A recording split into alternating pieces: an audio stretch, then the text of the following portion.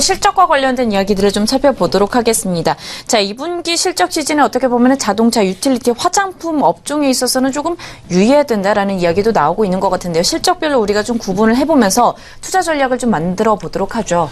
네, 전체로 통신 3사 주가가 시작 현재 상승을 좀 하고 있고요. 오늘은 SK텔레콤이 2%대, 그리고 LG플러스가 3%대 상승, 마지막으로 KT가 1.91%로 오늘 전체적으로 유가전국 시장이 약세 가운데서 통신 3사가 시장을 좀 리딩하고 있다 보겠습니다.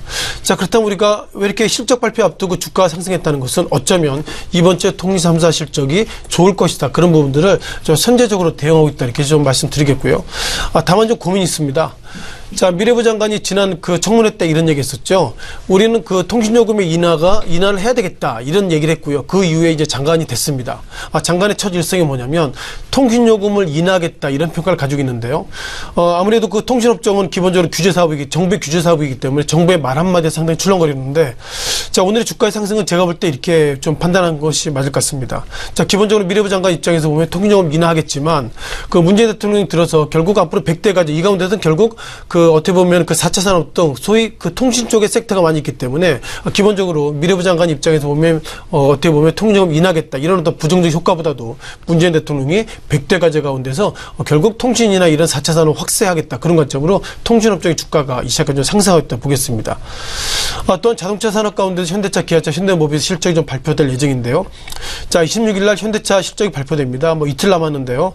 자, 현대차 주가가 이 시각 현재 그 현대차, 기아차, 모비스가 전체적으로 약세 모습 보이겠다는 것은 우리가 시청자 여러분께 아시는 것처럼 현대차 관련돼서 미국발 악재 그리고 중국발 악재 이런 관점 속에서 이번 주에 발표된 실적이 예상보다 부진하기 때문에 통신업종의 주가와 다르게 호재가 없는 상태에서 자동차 업종이 하락하는 것이 현재 주가에 좀 반영하고 있다 보겠고요.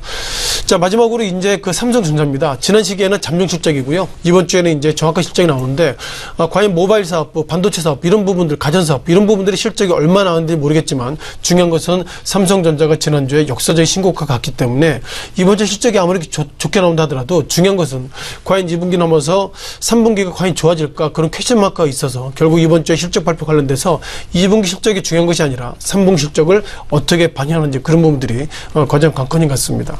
자, 이 시각 현재 삼성전자가 17,000원의 약세를 보이겠고요. L전자가 마이너스 900원대 그리고 SK하이닉스가 이 시각 현재 플러스 1,600원 상승하는 가운데서 전체적으로 4차 산업 핵심은 통신업종이 아니라 결국 얼마나 속도나 처리를 그런 것들을 빨리 하는지가 키팩트이기 때문에 4차 산업의 어떤 핵심은 제가 보는 관점에서는 역시 반도체라고 말씀을 정리하겠습니다.